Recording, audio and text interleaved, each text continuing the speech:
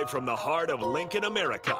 Welcome into 6 p.m. in Lincoln with former Nebraska linebacker Chris Kolarevic. Intercepted. Ball game over. Picked off by Chris Kolarevic. This is 6 p.m. in Lincoln with Chris Kolarevic. Sponsored by the Teammates Mentoring Program. On 93.7 The Ticket and theticketfm.com. Sorry, bad timing, y'all. I gotta fix my.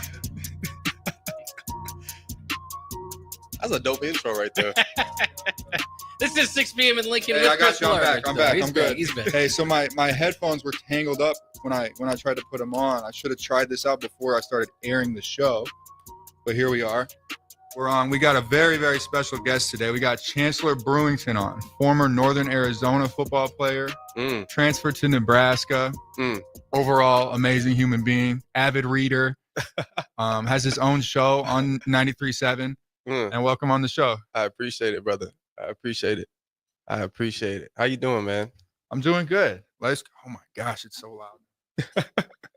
Hey, I be coming on here. They be the older folks before me, boy. They be. Yes, hey, that's what it is. Every like, time I'm like, I got to turn the hear? volume down. Every time. Yeah. Okay. I think we're squared away. We got the headphones. We're locked in now. All right. We got 59 minutes instead of an hour. I just wasted a whole minute doing that. A whole minute. I love it. You like the mic a little lower, don't you? Yeah, I be chilling with it. Yeah. Yeah. I like having it a little higher, even though it likes to droop a little bit. Yeah. So what's up? You've been doing radio 6 days a week, 6 days a week. You've been doing your thing. Yeah. Are you missing football? Missing football. Yeah, I do. I mean, that was football, man. That was like part of me, you know. It wasn't really a thing where it's not like a regular job. Nope. You know, it's not like you go to no disrespect to anyone, but you know, it's not like a I got a regular job. Yeah, it's like you put your spirit, soul, and you play with your soul, and and for guys who approached it that way, you know, I know you did, but there's guys that don't, and they can leave it and whatever. But I miss it, but I also I have a piece, and I do miss it though. To answer your question, I do. Yeah, sure. It is a kind of a part of you. It's like your art. Like who you are. It's like how you express yourself. Yeah, it is our and really it's almost like you don't realize how incapable of expressing yourself outside of football. I mean, if we're being real, I was grateful for this show actually because I got to just come on here and talk. Yeah, and articulate thoughts. But it's different. It is different because in football you don't necessarily have to talk very much. You can just go out there and do your thing. Like there's some calls and you got to make checks, but for the most part, you don't really have to talk too much. So it's a different form of, and outside of that, it's like how do you express yourself? How do you figure out how to say things out loud? How do you now create things outside of just with your physical capabilities? Yeah, it's interesting because I don't know what emotions you played with while you played. Mine was more so like anger and, and fear. Yeah. And then a little bit of love. Yeah. You know, I love my teammates. I really love my teammates. I loved everyone I played with. Yep. But then it was like anger. Like mine was anger. Yeah. Playing linebacker, I think that's how it has to be. Yeah, inside the box. I mean, all that anger. Yeah. And I noticed when I wasn't angry, I would play way worse. I don't know about way worse, but there were certain times I just remember having whether it was a season or a game. I just remember when I was even doing better mentally. I wouldn't play as well. At times. The anger kind of helped a little bit. Yeah, I had to go to I used to call a box.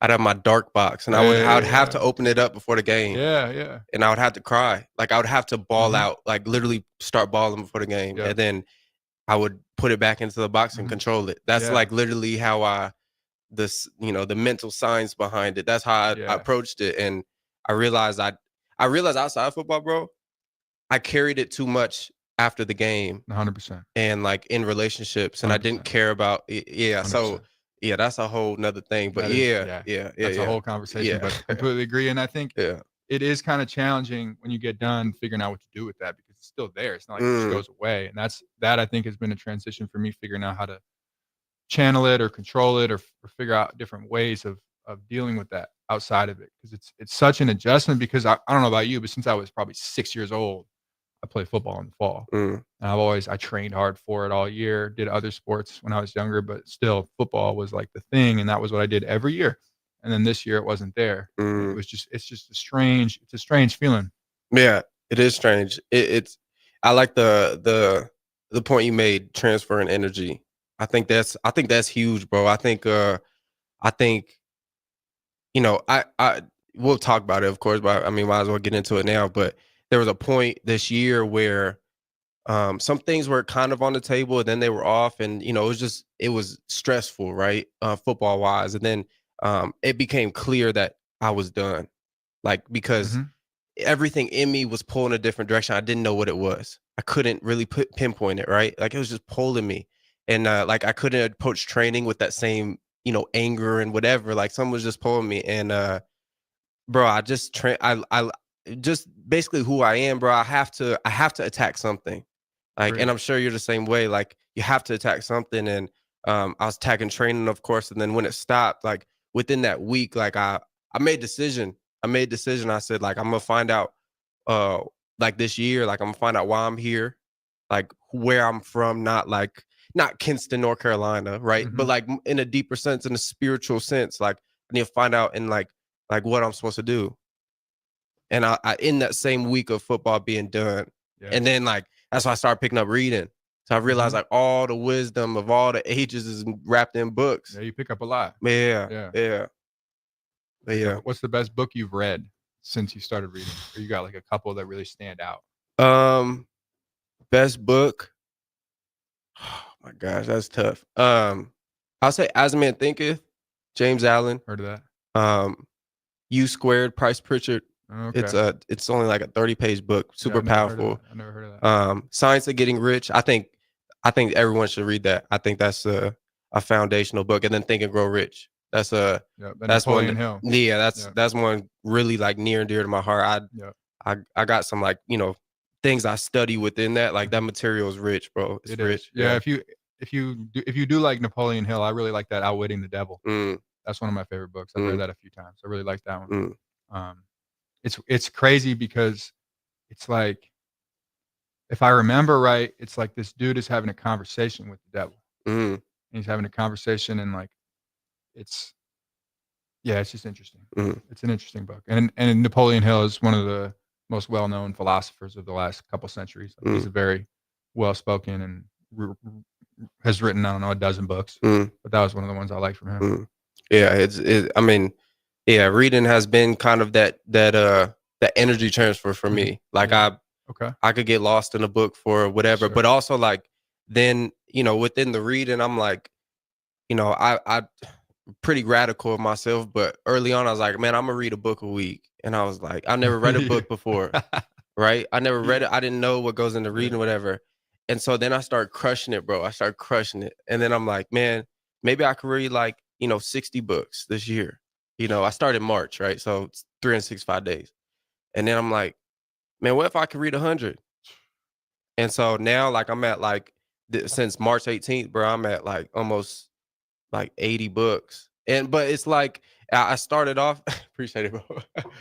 That's awesome, though. That's a lot of books. Yeah, but I started off, like, just trying to read, right? Are you kind of, how is your approach to reading? Are you skimming and then skipping some to, like, if you don't like it, or what's your approach? Yeah, so I was just about to, yeah, that's a great question. So I started off, like, how can I say this? I read every book I whatever, and I try to read, all of it, of course, but I'll say this, right when I realize the book isn't serving me, I put it down. Great. Because I know the information I take in, how powerful the mind is. Like, it takes a long time, or it takes a concentrated focus to rewire the brain, or rewire, habitual patterns, paradigms, whatever you want to call it. So but then I realized, like, I got in a habit earlier this year of just trying to read the book. Right. Just to get it done. Yeah. Then I changed that, thinking. And then so now I read a book and I study a book. So I'll be reading a book. Like, I'm reading this book, Master Key to Riches by Napoleon Hill, but then I'll study something and just try to, I think people say knowledge is power, but I really think, I think the application, and the buying of the knowledge is power, and the understanding of the knowledge is power. Yeah. Like, the way that you take that knowledge, use it in the real world, and then you get real world feedback of how that knowledge works and experience. And you get it from you get experiences that can tie to it and say, oh, that knowledge, that worked for me. Because a lot of it, I think, is like applying it to yourself, like whether or not, because you read a book and maybe that person just has a very different psyche or the way they see the world and the different experiences. So they might be saying something that might not exactly apply to you. Right. And then you get the real world experience and knowledge and you can tie it together and be like, okay, that works or that doesn't work. Yeah. I just realized, like, bro, like, I didn't want to be like I already know where I'm going to go. Like, you know, like I already know I'm going to be successful. I already know I'm going to have X, X, Y, Z, whatever you want to call it. But it's like, I don't want to be a unconscious competent. Like, I don't want to get somewhere and then be like, someone asked me how I got there and I won't be able to tell them. Yeah. Like, I think that's dangerous. I think we need more people in this world that can go somewhere and then reach back and teach people like how they got there. And so one thing I'm really big in is like mental science and like the mind, body, spirit, the new thought age of like, you know, the late 1800s, early, like all my books are that I read, most of them are like before like the 1950s. Like I love, like, fascinating. And ones that have stood the test of time. Yes. And I think that's like kind of what we talked about off air of like finding what you like, you know, like finding yourself after football. Yeah. Like challenging. What you like. Like I couldn't, if you were to ask me senior year at Nebraska, Chance, bro, what do you like? Like, what do you like outside of football? Like, what do you, weights, curls, doing my glute exercise. Like, I like to sleep. I like to eat. I like to play football. Yeah, maybe a Netflix, like a movie every I like to hang out with the boys.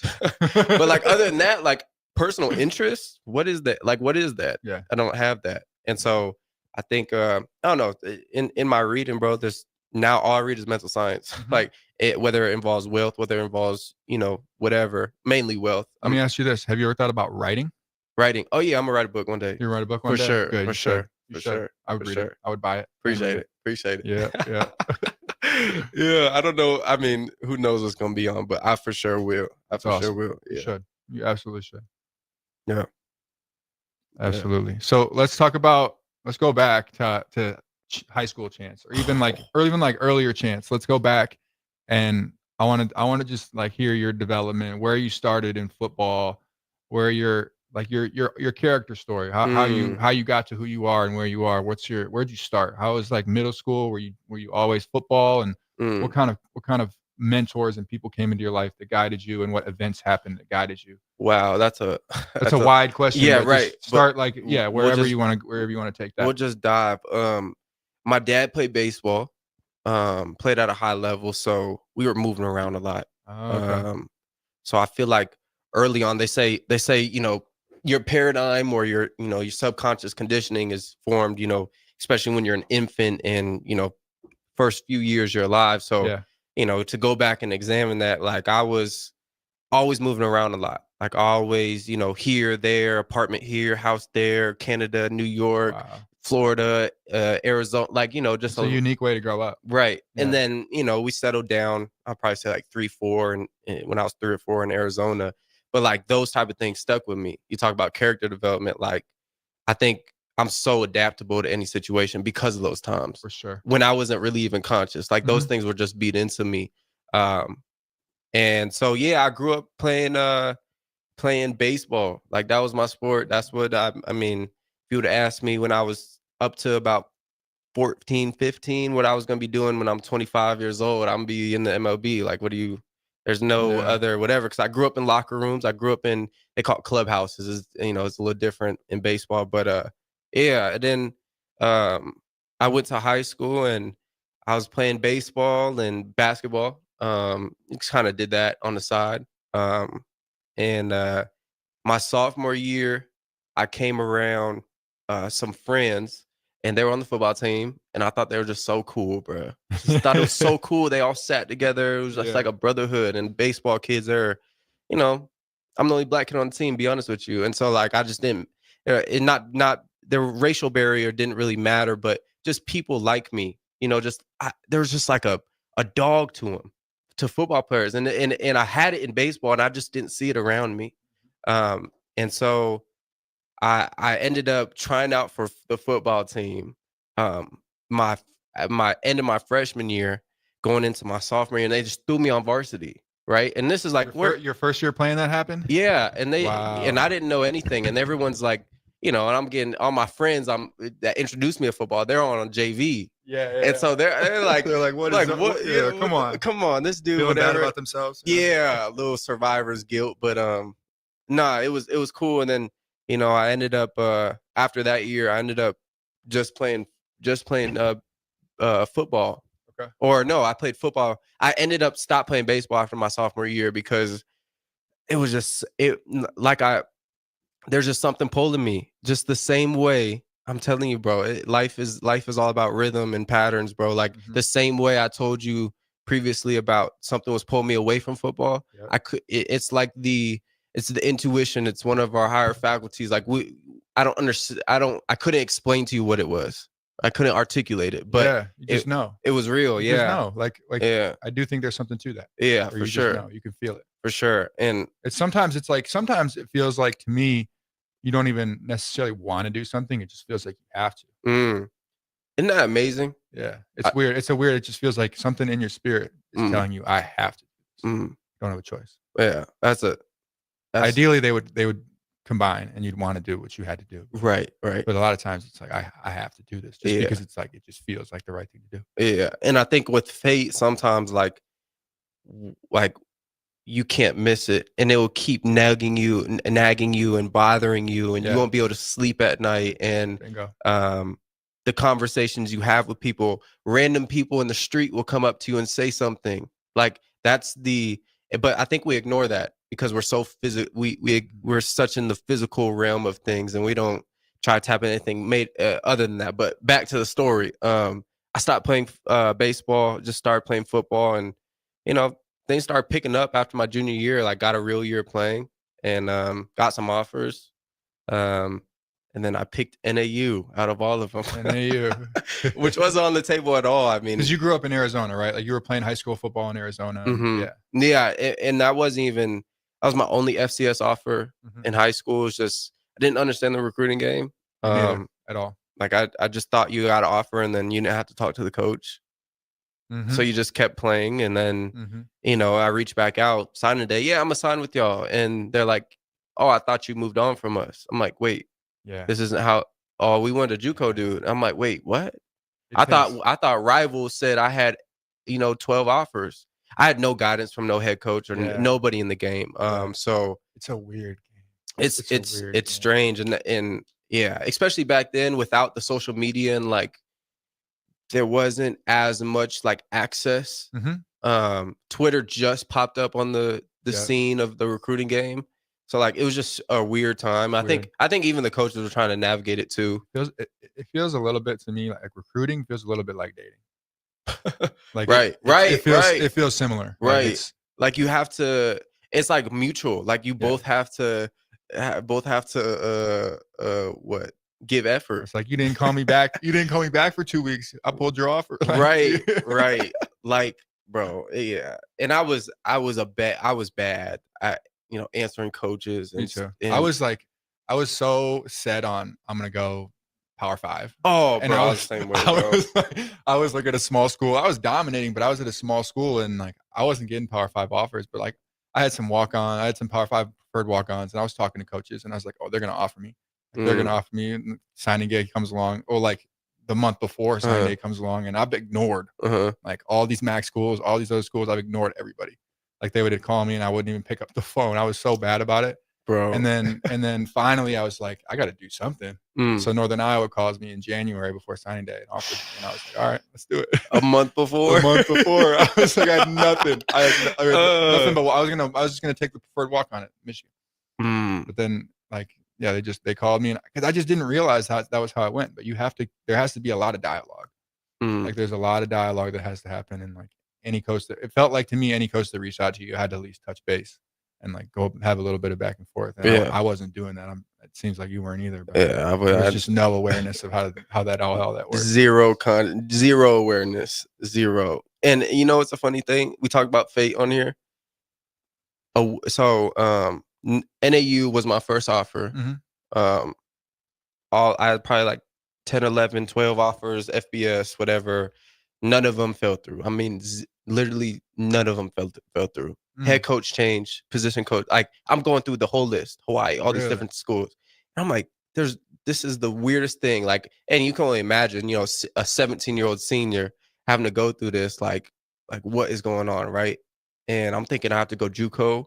I'm like, what is, like, I just went from 12 offers, 3-star recruit to nothing on the table.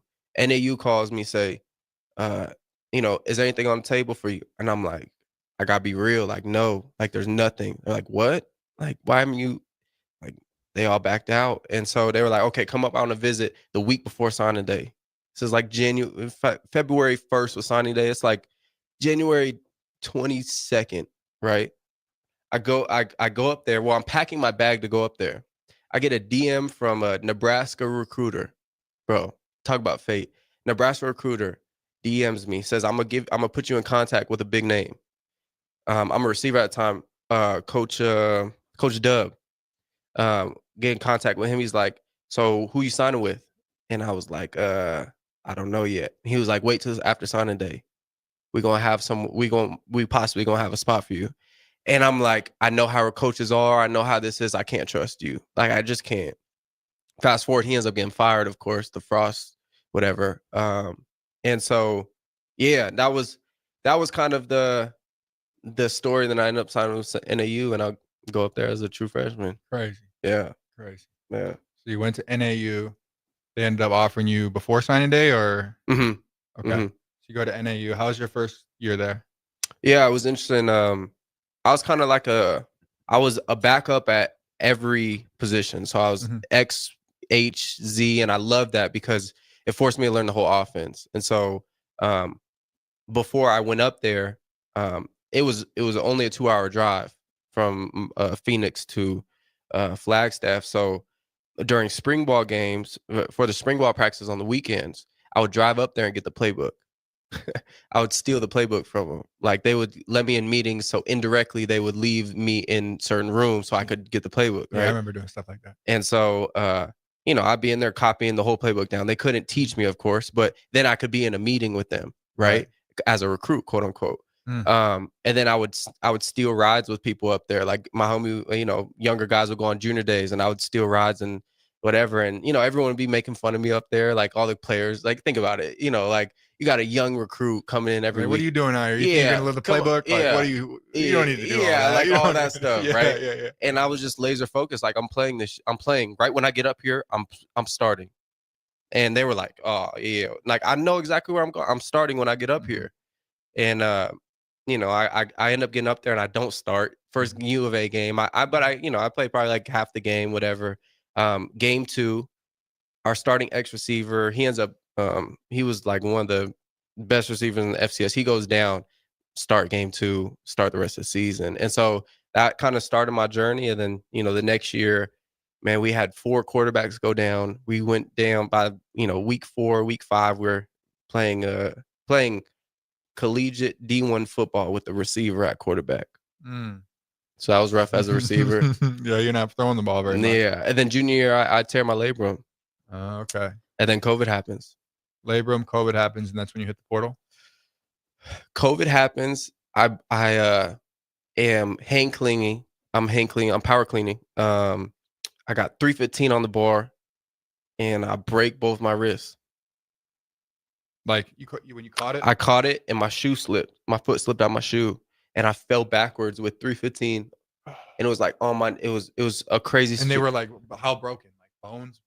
Dislocated this one, severed every ligament in this one. Oh. They said I was never going to play football again. And then with this one, I didn't know it was broke. What? It was just hurt. It was swelled up. And yeah. That's a pretty crazy story, actually. I've never heard anything like that in my life. Yeah. When I went in there, bro, they put me in a contraption where, like, looks like a medieval thing. They're pulling all your ligaments.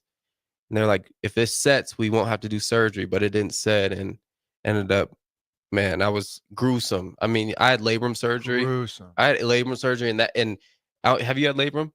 Never labrum. Okay. Yeah, I feel like everyone in football had labrum, and you're blessed. But the first week of labrum is terrible, right? Man, I ended up having, dislocated this. whole time this was broken, I couldn't get surgery on both. And I knew in the back of my mind something was wrong with it. I never told anyone.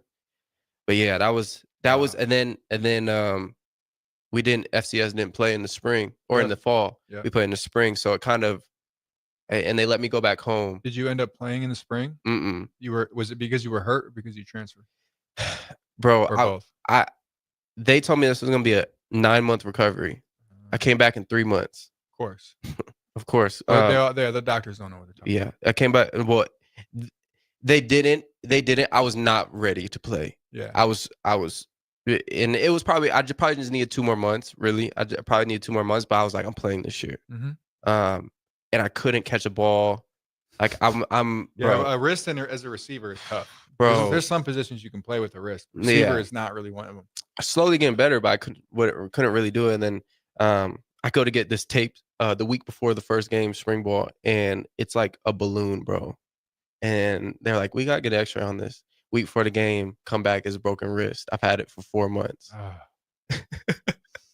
And so I got to get X-ray on it. Yeah. Yeah. Crazy story, bro. Crazy. So you didn't play that spring. Mm-mm. And then when did you go in the portal? Yeah, like right after that. Right after that? Yeah. That's a good place to take a break. We're talking about broken wrists. Take a break. We'll be back in like 2-3 minutes. See you soon.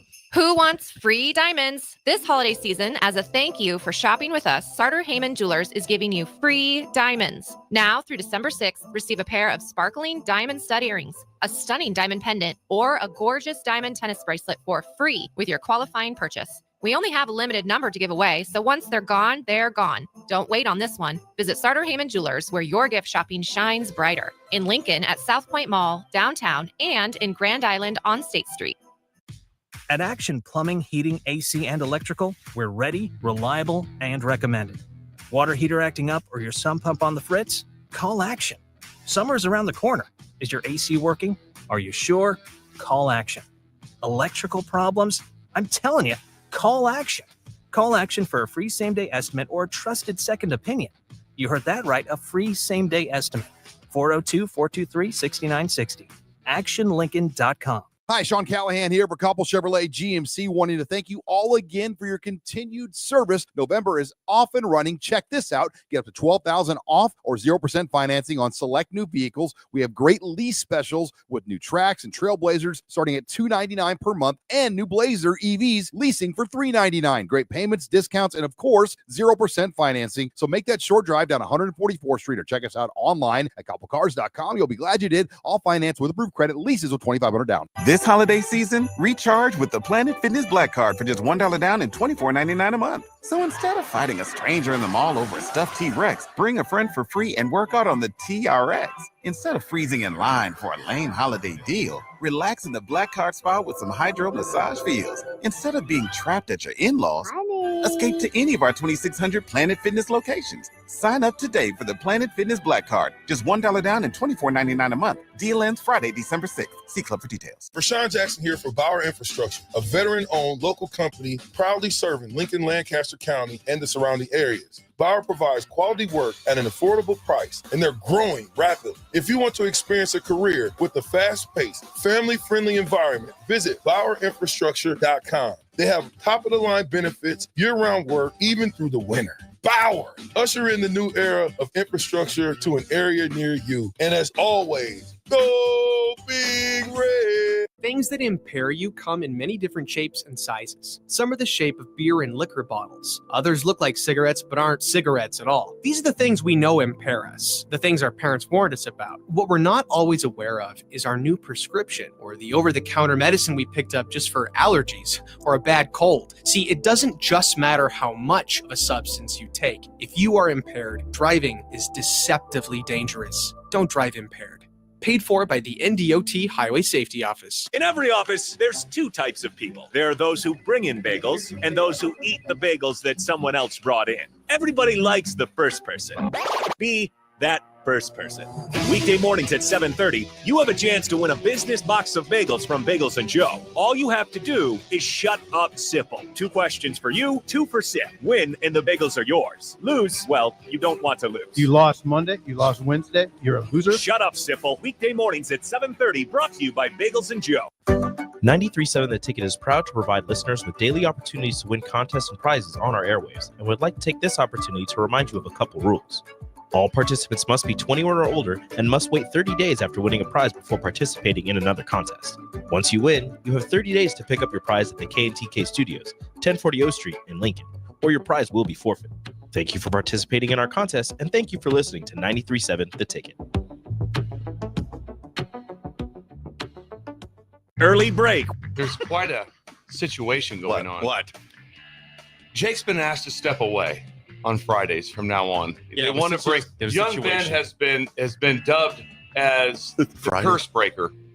He's been dubbed as the curse breaker, and Jake's been asked kindly to step away. Just for Fridays. Just though. Fridays. Just Fridays only. Game day only. Game day eve only. Early break from 6 to 8 every weekday morning on 93.7 The Ticket. It's the holiday season. Time for work parties, friend get-togethers, family gatherings, which means lots of eating. Maybe you think you've perfected your holiday meals, and maybe you have no idea where to even start. Let's fix that right now. No holiday party is complete without Führer's cheese spread. It goes well with any type of cracker, pretzels, apples, chili, vegetables, chips, and of course, it's perfect to pair with wine or beer. Holiday meals aren't complete until Führer's cheese spread is on the table. Find your own container at your nearest local grocery store today. An hour ago, you didn't need a plumber. Now you're in a panic. When life throws you a surprise with a clogged drain, plugged or leaky toilet, broken pipe, leaky faucet or water heater, or a bathroom or kitchen plumbing upgrade, whatever. Just call Bryant Air Conditioning, Heating, Electrical, and Plumbing. 467-1111. Keep that number handy, 467-1111. Or go to BryantLincoln.com. Bryant Air Conditioning, Heating, Electrical, and Plumbing. We do whatever it takes. Empower a child today with the Teammates Mentoring Program. Hope is only a conversation away when you choose to share your talent, time, and heart with a child. Together, you can build a relationship based on strengths and chart a brighter future, 1 week at a time. Find out how you can be a mentor by visiting LincolnTeammates.org. Become what you needed as a kid by joining the Teammates Mentoring Program today. Back to 6 p.m. in Lincoln with Chris Kolarevic. Sponsored by the Teammates Mentoring Program on 93.7 The Ticket and theticketfm.com. All right, we're back. This is 6 p.m. in Lincoln. It's 6:32. We still are on in the studio. We did not switch the clock from daylight savings. We're still it says 7:32 in the studio, but it's 6:32. Catches me off guard every time. We got Chancellor Brewington in here, former Nebraska tight end, heavy hitter, former Northern Arizona wide receiver / tight end. We were talking about some injuries. We were talking about your transition. I think where we were at with your story was transitioning from going in the portal then to Nebraska. Because you were hurt at the time when you went in the portal. So did that change things? Did that make it harder? What was that like? Yeah. So I'll say it like this. I wasn't going to go in the portal unless I knew exactly where I was going. Because at that time, it wasn't like it is now. Mm-hmm. It was more so of for me at least, coming from a smaller school, is more so like the connection game. Yeah. Same. And so I had to connect up here for Nebraska and came up here for spring game. And I ended up like, I can't really say the whole, whatever. I don't want to incriminate anyone, of course. But yeah, like that, everything was kind of like done like, yeah. And how it should be. Yeah, how it should be. I get it. And it was tough, like during the COVID stuff, like to whatever. But, I came up here and I was like, bro, this is spring game, came up here. I think that spring game you were at was the first one I was playing. That was when I was here. The COVID one. That was the first one I played in. And it was like 20,000, 30,000. And I was, I've come from NAU and we pack out a good game is 8 to 10,000 in a dome. Same with you and I. And I'm like, what the heck? Like this is unbelievable. It's unbelievable. And the reason, and I have to, and the only way I would have came up here, I really believe whatever you call him, God, source, creator, universe, whatever you want to call him, I know that he brings people across your life that are for you and like that, like just I mean, if you don't meet that person, you won't make it. Them and I've had a few. Yeah, mine was Toby Wright, Javen Wright's dad. Like he was like my second dad. Like he really brought me under his wing, trained me. That was where I really learned football from. Like understood the game, because you have to understand, I came into football my junior year. I met him my senior year, and so before college, it was all his philosophy on football. Like I was like it was like one of my favorite authors is Thomas Troward, and he had his only student was a girl named Genevieve Beran, and I literally felt like I was like one of his only students, like learning the game of football and how he played with emotion. We talked about it, how he approached training. Like I was like, I'll bring my notebook over to his house and like take notes, and that's how I met Buddha. Like I was friends with Buddha. I was kind of like his older brother. Like like I would come to his house. I would come to his house. Buddha's a sophomore. I'm a senior. And I'm like, Buddha, I'll throw his cleats on his bed. Buddha, come on. He's taking a nap. Like, whatever, like little brother stuff. And it turned into this, just awesome, blossoming, dynamic relationship that we have now. But yeah, that's how I got here. And, and I came like 2 to 3 weeks before fall camp.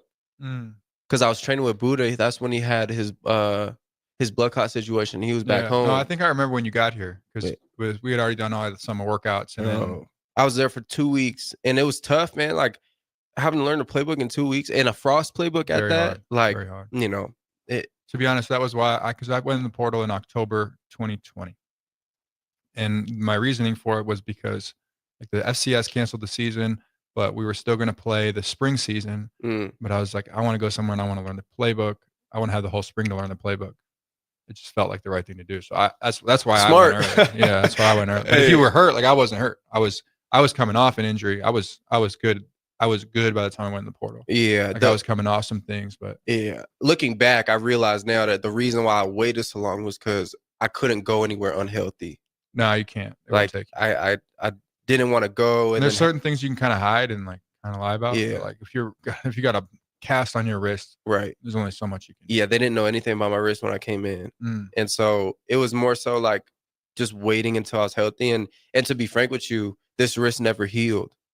So my first year at Nebraska, I'm playing with with a broken wrist. I could, like, every time I caught a ball, bro. Every time I caught a ball, I'm like holding back tears. Wow. And I couldn't tell anyone because like my back's against the wall. Right. All of a sudden they throw me in this new role tight end, and I have to hit these big old dudes with my hands, strike with my hands, bro. And I'm, oh my gosh, every day we practice, bro, was pain. Like, oh, the cold. I mean, everything was cold makes it so much worse, dude. It was tough, bro. And then they start putting me in this package, and I find a role, and thank God it didn't involve my hands. It was just pure shoulder and head and all that good stuff. But like, like in that year, what it was, and looking back, I would have told someone. Cause why? It wouldn't have been that big a deal. I don't think. Oh man, I would have. They would have helped you out. Like they would have done. Yeah, they would have given you some rehab to do. But it's these mental games you play with yourself. Yeah. This fear of not only yourself, but just like stories you hear and thinking that's going to be your story. Yeah, you just don't know. You just don't know when you're young. You just have no idea. Yeah, and so I did that, and then I come after that season. I finally tell someone about it. I get an X-ray on it. And they go, the doctor says, this is one of the worst risks I've ever seen. And I was like, all right, geez, like you make me feel a little better. Like, you know what I'm saying? Like, yeah.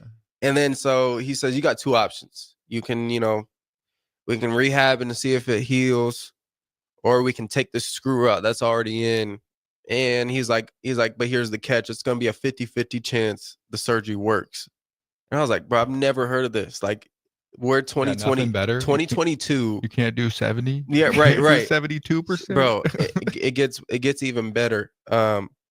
So I talk with Coach Beck, I talk with my family, talk with trainer, talk with Frost even.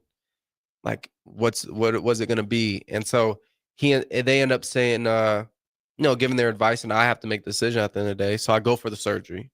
And so I didn't tell anyone this. Like, I'm not telling no teammate, no whatever, right? I'm just having to, just nut up and do it, like, for real. And so I do the surgery, and while I'm asleep, in recovery, the surgeon tells my mom, yeah, the odds went to 0.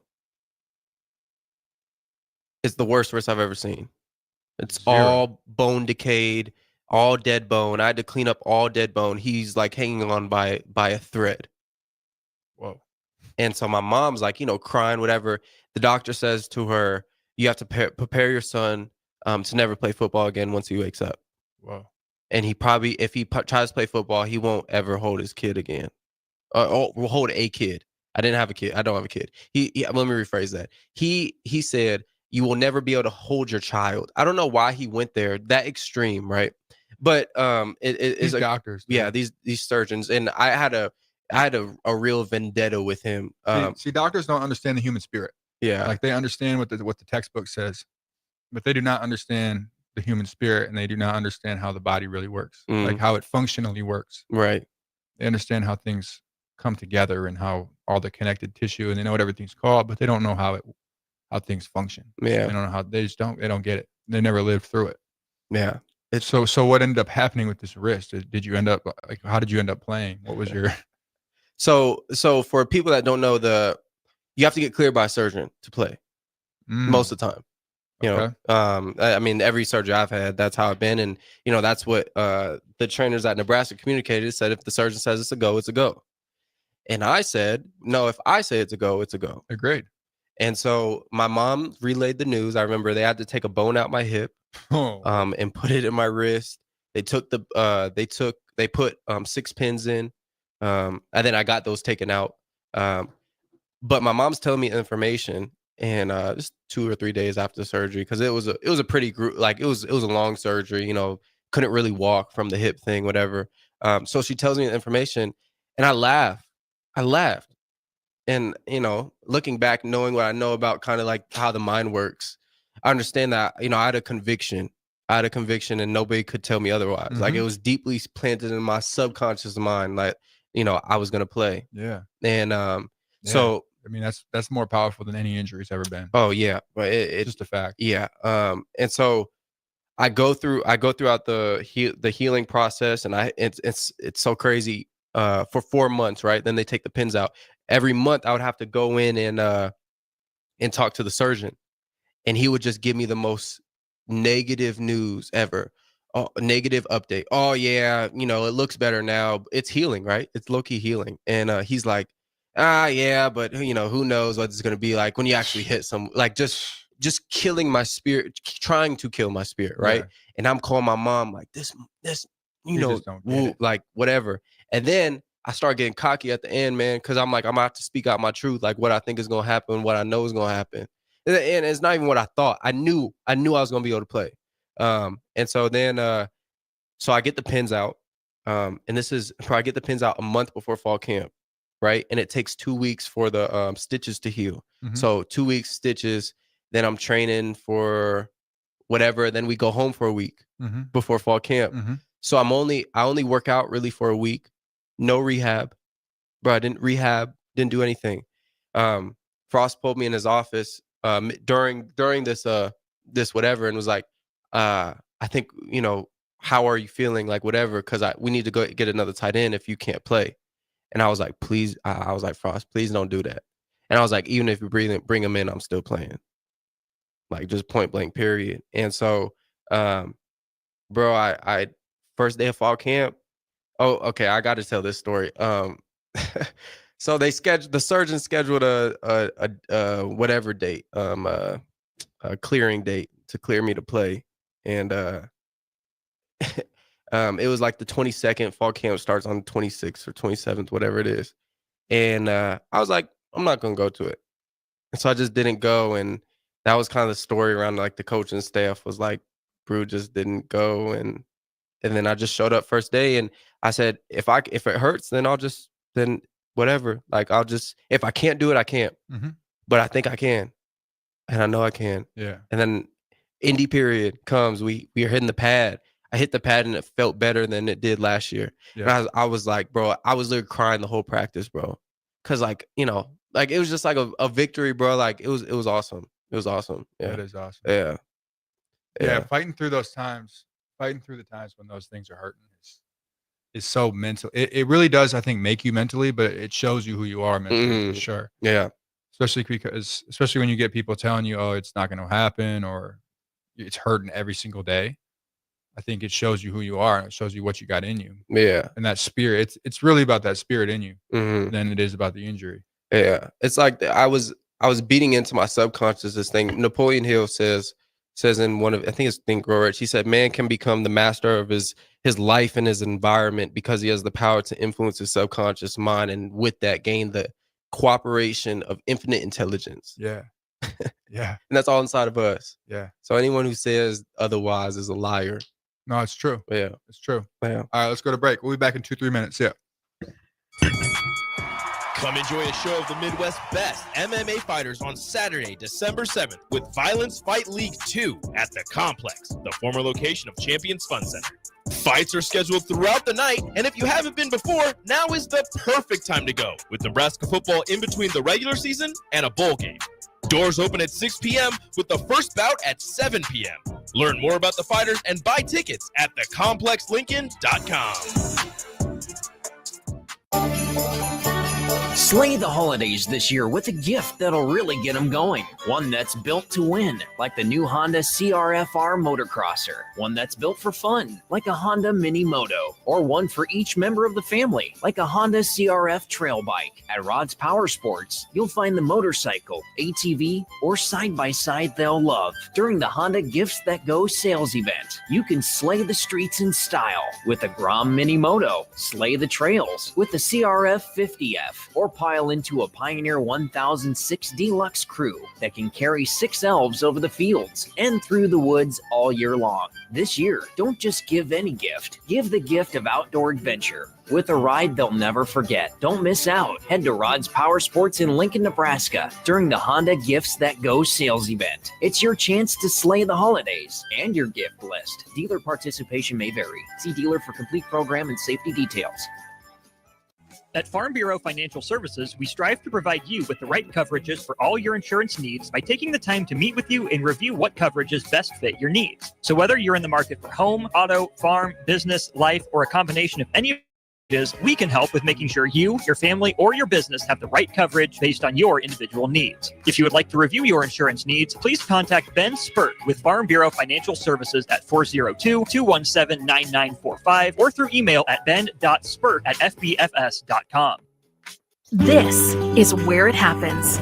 Long hikes with friends, kayaking adventures with family, more horseback riding, zipline gliding, rock face climbing, hammock camping fun than you could ever imagine. And it's all outdoors, amongst the trees and across the prairie, here beneath Nebraska skies. Plan an outing today at yournebraskaadventure.com. Sponsored by Nebraska Game and Parks, aired with the Nebraska Broadcasters Association and this station. The electrical workers of Local Union 265 are now hiring licensed journeyman electricians from $32.50 to $42.50 per hour with paid benefits. And if you're looking for a new career, they're hiring apprentices at $19.50 per hour with paid benefits. Call the office at 402-423-4497 to apply. Start your electrical career today.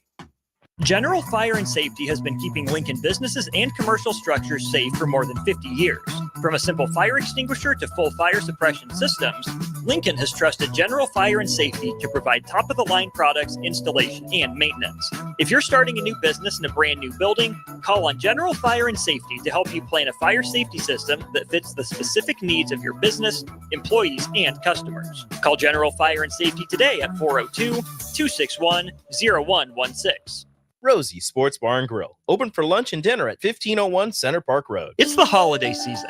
Time for work parties, friend get-togethers, family gatherings, which means lots of eating. Maybe you think you've perfected your holiday meals, and maybe you have no idea where to even start. Let's fix that right now. No holiday party is complete without Führer's cheese spread. It goes well with any type of cracker, pretzels, apples, chili, vegetables, chips, and of course, it's perfect to pair with wine or beer. Holiday meals aren't complete until Führer's cheese spread is on the table. Find your own container at your nearest local grocery store today. Wrestling fans, it's time to elevate your game, just like Stevens & Smith Construction does for your concrete needs. As your full-service concrete contractor, we deliver solid results every time. From singles to doubles, fighting for inside position to scrambling reversals, we know how to pin down quality and slam expectations. Stevens & Smith Construction, a proud sponsor of Takedown Tuesdays on 93.7 The Ticket, where Husker wrestlers bring you all the action. Don't stall. Stevens & Smith Construction is here to help you build a concrete foundation for the win.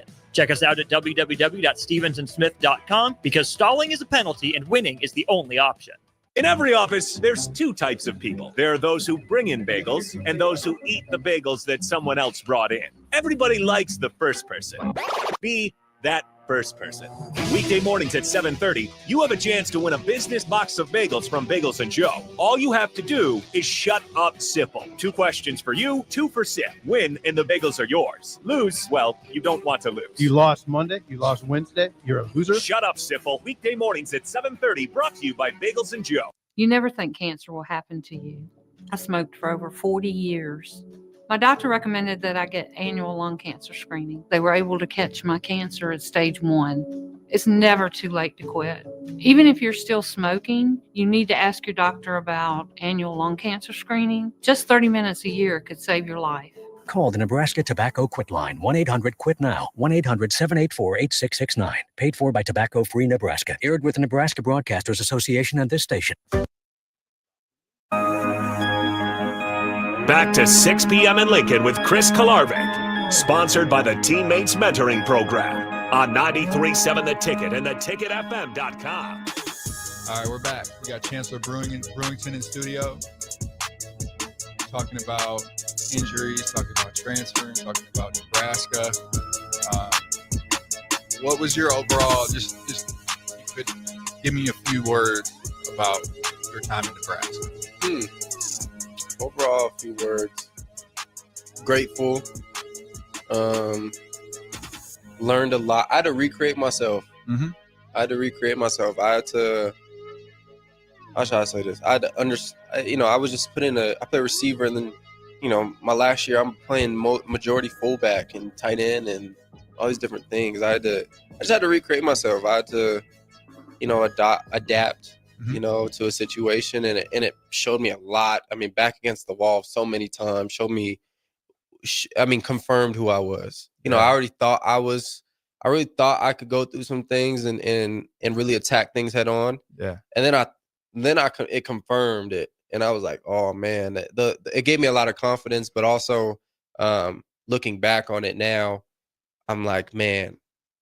I think everything happens on, an orderly sequence of growth. Like everything gets you up to this point for you to go to the next point and the next point and the next point, of course. But no, I'm just overall, I would just say grateful, man. Like, I'll just say grateful. That's amazing. Yeah, that's amazing. Yeah, it was an interesting time. Mm-hmm. It was an interesting time to be a part of the program. Mm-hmm. I learned a lot for sure. A lot of lessons. Yeah, especially like the last year. That was a hard time to live through, man. That was a tough time to live through. Especially knowing it's your last year. Yeah. Yeah. It's it was like gut-wrenching at times. Yeah. It's like you can only control what you can control. Like you can only show up day by day. Like even when it feels like there's nothing to play for, like you got to find something. Mm-hmm. Like you got to, okay, this is who I am. Yeah. Now I'm playing for myself. Like now I'm playing for what I stand for. And, the end is what it is, Some people love the end. Some people play for the end. We had G. Nelly on here. He's going to play for the end. Yeah, he would. CT going to play for CT. Mm-hmm. I had to find out what I played for during those times. And it was beautiful, bro. Like I drew inspiration playing football from everything. Like I'd see a homeless dude, bro, and I could play for him. Like that was just who I was, bro. Okay. Like, and so I still have that spirit within me of just like wanting to help people and like inspire people and like, whatever. So it taught me a lot of who I am, but and I met some beautiful people, bro, like you, like, some amazing souls, bro. And, I'm sure, 5-10 years down the line, some of the connections I made at Nebraska will, we might be doing business together, or we might be doing, our kids might be playing on the same team. Like, you don't know. So what's crazy too, is I think those times, like it's hard, like it's hard for anybody to understand that was outside of the program to understand how challenging that was. And I think it really bonded us as a group together for life. Like we'll always, like 20 years down the road, even if you talk to anybody from that team that was on that team, whether it's coach, player, anybody, you'll have like just a different type of bond with that person because you just went through those times together. Yeah. It's hard to even explain what it felt like to anybody outside of the program. Yeah, it was like, and especially with the Mickey, come in, like that transition was all of it. It was like it was literally like a funeral. Yeah. And I don't mean to be morbid, but like it really felt like a funeral, like for like that Oklahoma game, like nobody was alive. It felt like some of those days felt like months. Oh my god. Like that season felt like 5 years. Oh, you felt like I lived 5 years in that season. Yeah, it was. I mean, the amount of stories that just came from that year Crazy. that nobody really knows about, like, are just insane. Yeah. Crazy. Yeah. Crazy. It was crazy to live through that. Yeah. One of the most character shaping experiences in my life. For sure. Yeah, definitely got to see what others were about too. Mm-hmm. Guys maybe that you thought were gonna, or coaches that you thought were, you kind of saw it and were like, whoa. Well, real leaders emerged, and that's how it is. Yeah, but I mean, it kind of foreshadows life. Football, man, is life, bro. That's why it's the most beautiful game ever. Mm-hmm. That's why, like, in some capacity, I want to, whether it's like my kids playing or whatever, I want to be a part of it. I don't want to be. I really don't want to be a coach, but I do want to be a part of it because I think the game is so pure. Yeah, it is. Like, you can make it pure. You can distort it, of course. I think people's true colors come out, especially when those hard times. Like, people's true colors come out. Let someone hit the A gap. Yeah. Let them hit the B gap. You gonna find out who he is. Yeah. Like, I'm not talking about as a football player. Like, you're gonna find out exactly who he is as a person. Yeah. I can watch a game or a practice. I'm not saying how fast the dude is. I'm not saying how strong or whatever. But I can watch tape, man, and figure out who he is as a person. Yeah. Somewhere down the line, it's going to match up with how you play football. No question about it. And I'm not talking about how good you were. I'm just talking about how the way you play the game. way you play the game, if you respect it or not. Like, like if you're hustling, if you're out there. Effort is effort. Look, like it was at times hard to play well. It was a hard time. It was at times hard to do things, but like you could tell a lot from a person by like the way they showed up with their integrity and the way that they showed up with whether they're showing up every day and whether they're really giving what they can give every day, regardless of the position that they were in. You could really learn a lot about people that year for sure. Yeah. I remember Nick Henrich, we were locker mates. So every time we would show up, 6:30 in the morning, whatever, we would kind of be one of, probably in like the top 15, first guys there. Right. And so, you would just be like another day in paradise. Like, like little things like that. But like, that was the type of approach you had to have. Like, you had to you had to literally trick yourself into thinking this was a great scenario because, I mean, you turn on Twitter. I mean, you look at Twitter, you look on anywhere. Like, bro, nobody's saying anything positive about this program. Like, everything is negative. Nothing. We aren't winning. We have the capabilities. We have a decent team. I'm not gonna say we had a really good team. We had a above average team that could have went bowling, could have done all the things that they did this year. No question. Like, no question. But yeah. Crazy times. Grateful though. For sure. Yeah. All right. With that, we're gonna end the show. This was 6 p.m. in Lincoln. We got Chancellor Brewington on. Thanks for tuning in. I'll see you guys next week.